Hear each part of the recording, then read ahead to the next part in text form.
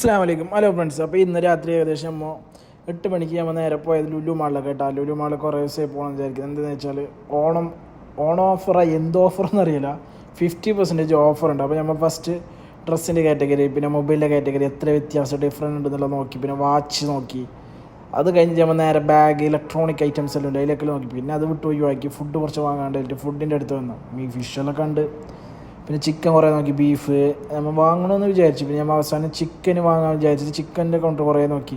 പിന്നെ അതിൻ്റെ ഇടയിൽ ഇങ്ങനെ ഓഫർ വിളിച്ച് പറയുന്ന ഒരാളെ കണ്ട്. പിന്നെ അയാൾ പറഞ്ഞു ചിക്കൻ ഭയങ്കര കുറവുണ്ട്, ഞാൻ ചിക്കൻ വാങ്ങി. അത് കഴിഞ്ഞിട്ട് ബട്ടർ ചിക്കൻ കഴിക്കാൻ വേണ്ടി ഒരു 10 രൂപ ബട്ടർ ചിക്കൻ വാങ്ങി. പിന്നെ അത് കഴിഞ്ഞ് കുബൂസ് വാങ്ങി. കുബൂസ് അവിടെ നിന്ന് ഫ്രഷ് റെഡിയാക്കുന്ന കേട്ടോ.